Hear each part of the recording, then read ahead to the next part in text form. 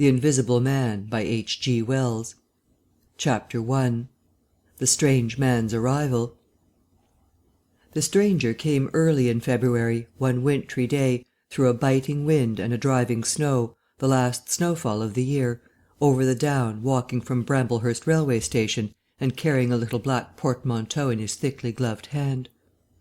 He was wrapped up from head to foot, and the brim of his soft felt hat hid every inch of his face but the shiny tip of his nose.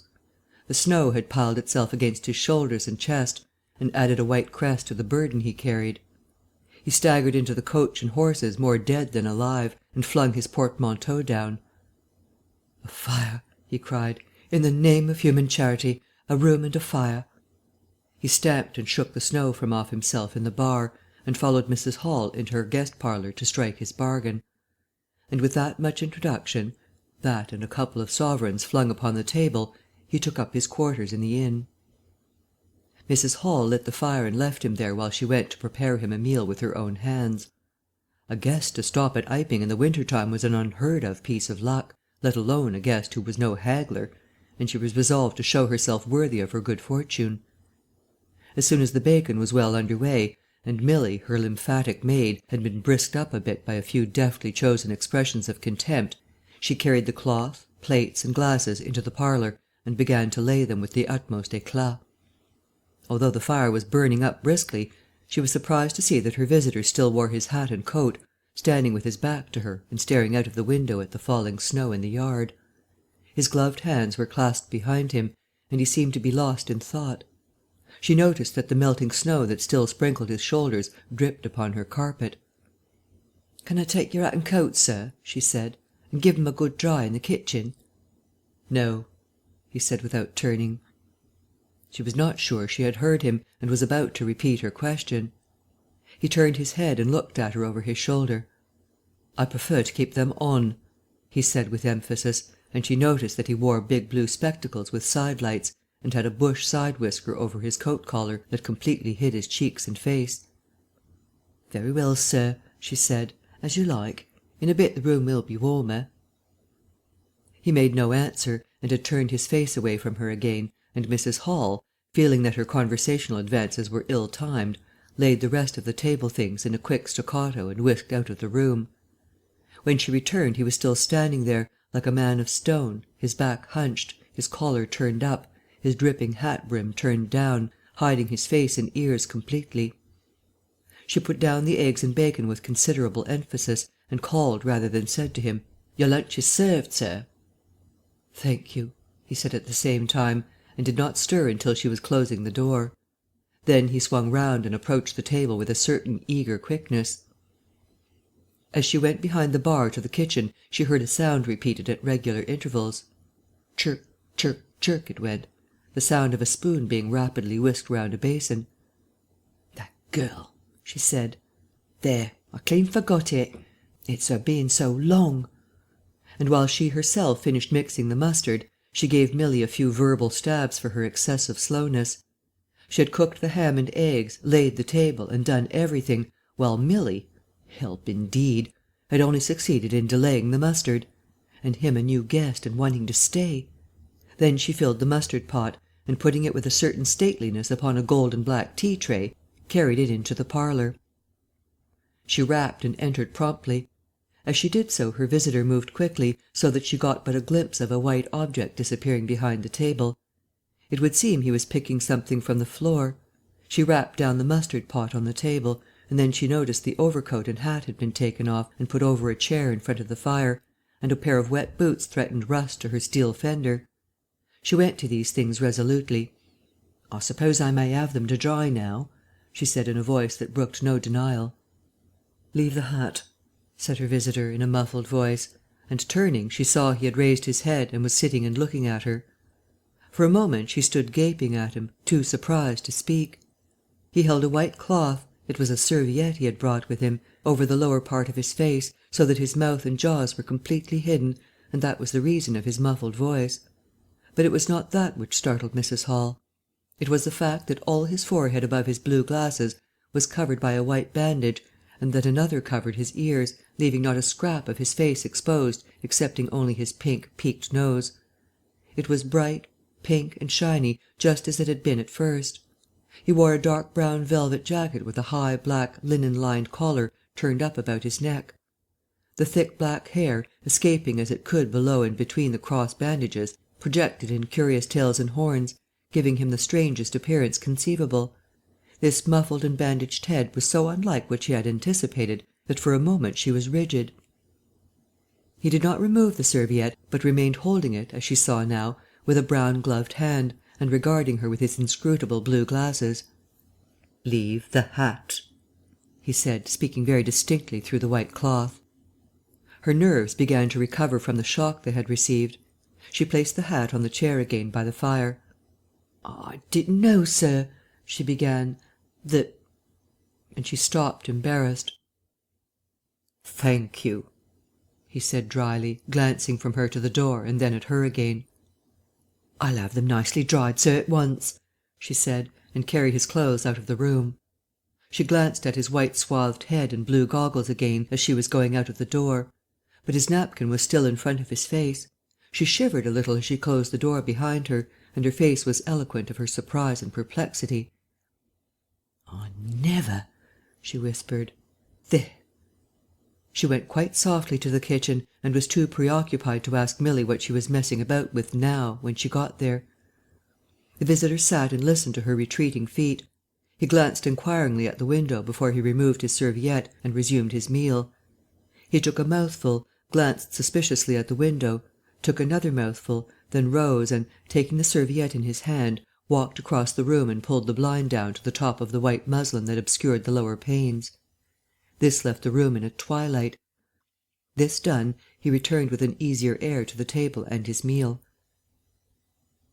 "The poor soul's had an accident or an operation or something," said Mrs. Hall. "What a turn them bandages did give me, to be sure." She put on some more coal, unfolded the clothes horse, and extended the traveller's coat upon this. "And they goggles! Why, it looked more like a diving helmet than a human man." She hung his muffler on a corner of the horse. "And holding that handkerchief over his mouth all the time, talking through it. Perhaps his mouth was hurt too. Maybe." She turned round, as one who suddenly remembers. "Bless my soul alive," she said, going off at a tangent. "Ain't you done them taters yet, Milly?" When Mrs. Hall went to clear away the stranger's lunch, her idea that his mouth must also have been cut or disfigured in the accident she supposed him to have suffered was confirmed, for he was smoking a pipe, and all the time that she was in the room he never loosened the silk muffler he had wrapped round the lower part of his face to put the mouthpiece to his lips. Yet it was not forgetfulness, for she saw he glanced at it as it smouldered out. He sat in the corner with his back to the window blind and spoke now, having eaten and drunk and being comfortably warmed through, with less aggressive brevity than before. The reflection of the fire lent a kind of red animation to his big spectacles they had lacked hitherto. "I have some luggage," he said, "at Bramblehurst station," and he asked her how he could have it sent. He bowed his bandaged head quite politely in acknowledgment of her explanation. "To-morrow," he said. "There is no speedier delivery?" and seemed quite disappointed when she answered no. Was she quite sure? No man with a trap who would go over? Mrs. Hall, nothing loath, answered his questions and developed a conversation. "It's a steep road by the Downs, sir," she said in answer to the question about a trap, and then, snatching at an opening, said, "It was there a carriage was upset a year ago and more. A gentleman killed besides his coachman. Accidents, sir, happen in a moment, don't they?" But the visitor was not to be drawn so easily.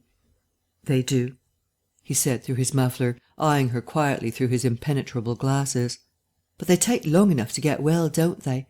There was my sister's son, Tom, just cut his arm with a scythe, tumbled on it in the hayfield, and, bless me, he was 3 months tied up, sir. You'd hardly believe it.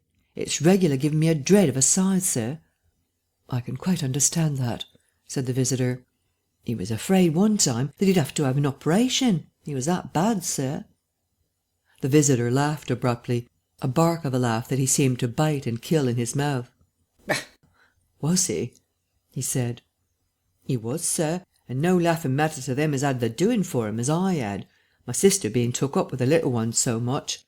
There was bandages to do, sir, and bandages to undo.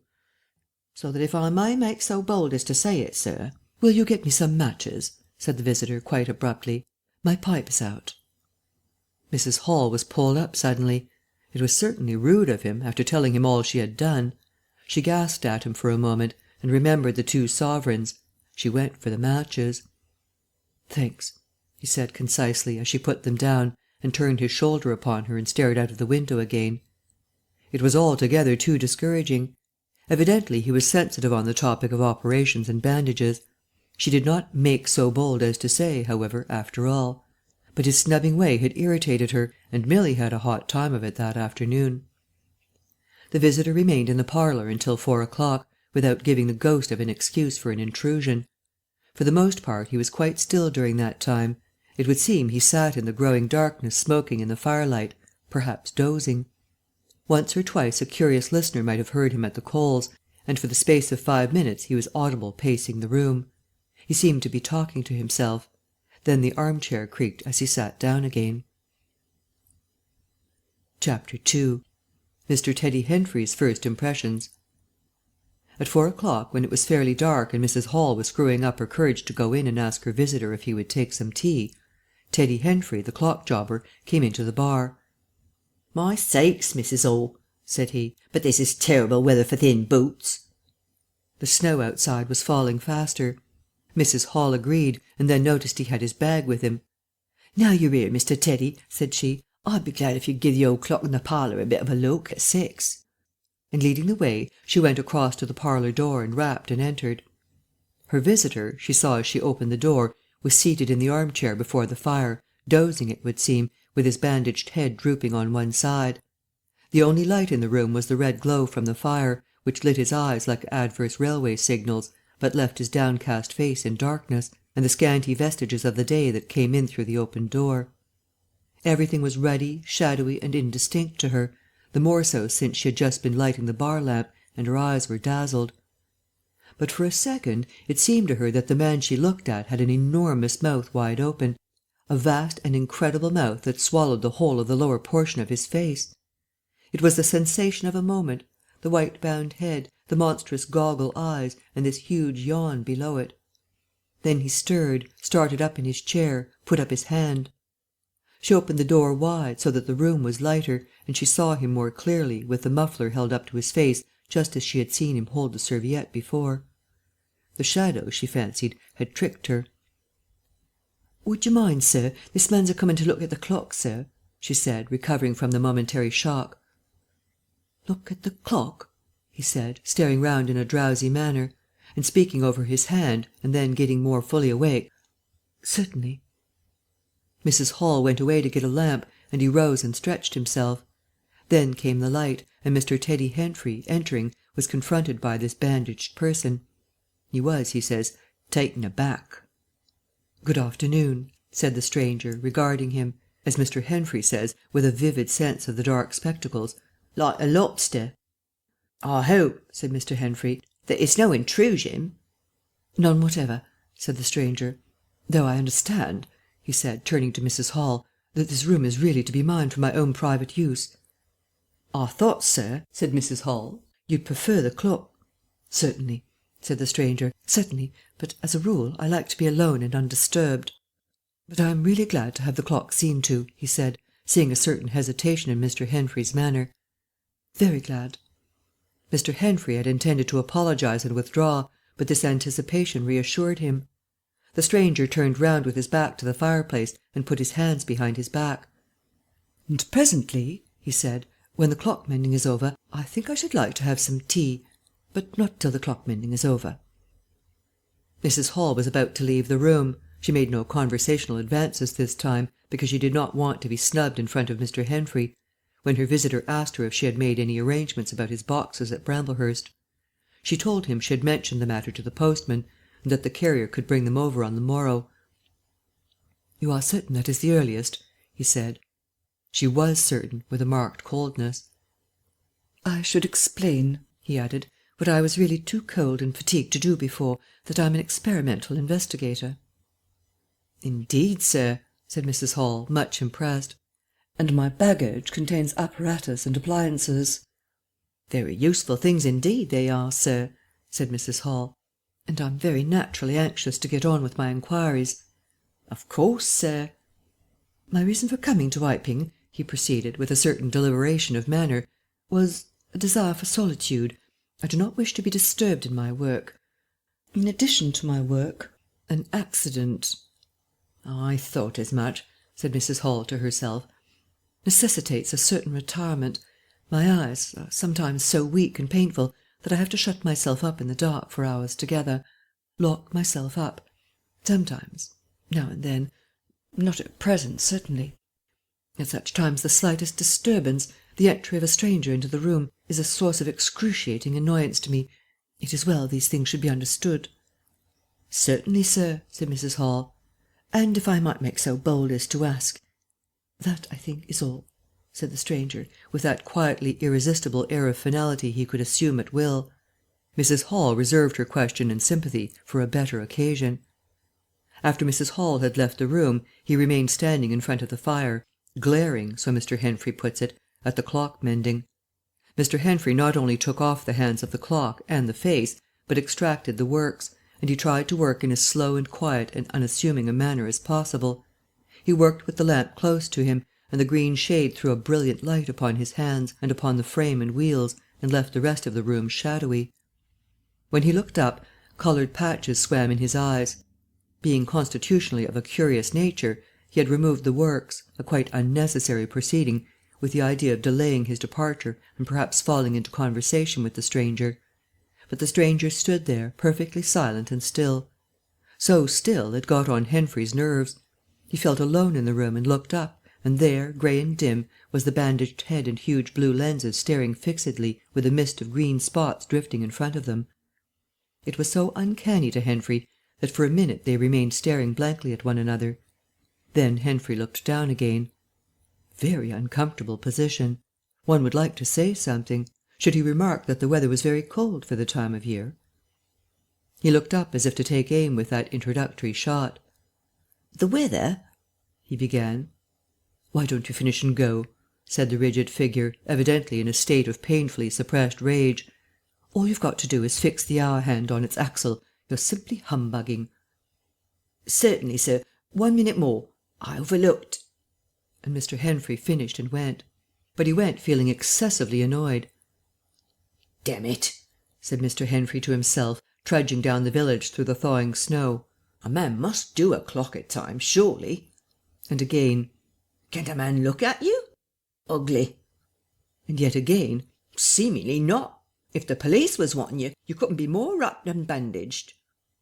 At Gleeson's Corner he saw Hall, who had recently married the stranger's hostess at the Coach and Horses, and who now drove the Iping conveyance, when occasional people required it, to Sidderbridge Junction, coming towards him on his return from that place.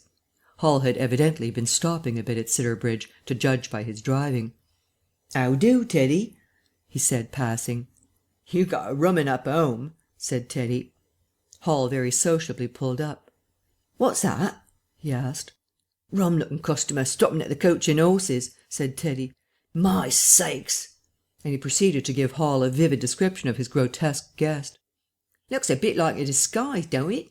I'd like to see a man's face if I had him stopping in my place," said Henfrey. "But women are that trustful, where strangers are concerned.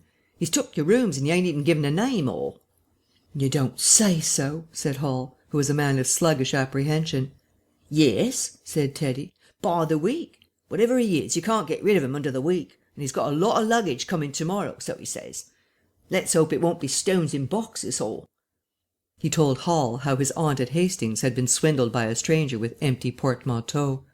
Altogether he left Hall vaguely suspicious. "Get up, old girl," said Hall. "I suppose I must see about this." Teddy trudged on his way with his mind considerably relieved. Instead of "seeing about it," however, Hall on his return was severely rated by his wife on the length of time he had spent in Sidderbridge, and his mild inquiries were answered snappishly and in a manner not to the point. But the seed of suspicion Teddy had sown germinated in the mind of Mr. Hall in spite of these discouragements. "You women don't know everything," said Mr. Hall, resolved to ascertain more about the personality of his guest at the earliest possible opportunity. And after the stranger had gone to bed, which he did about 9:30, Mr. Hall went very aggressively into the parlour and looked very hard at his wife's furniture, just to show that the stranger wasn't master there, and scrutinized closely and a little contemptuously a sheet of mathematical computations the stranger had left. When retiring for the night, he instructed Mrs. Hall to look very closely at the stranger's luggage when it came next day. "Mind your own business, Hall," said Mrs. Hall, "and I'll mind mine." She was all the more inclined to snap at Hall because the stranger was undoubtedly an unusually strange sort of stranger, and she was by no means assured about him in her own mind. In the middle of the night she woke up dreaming of huge white heads like turnips that came trailing after her at the end of interminable necks, and with vast black eyes. But being a sensible woman, she subdued her terrors and turned over and went to sleep again. End of chapters 1 and 2.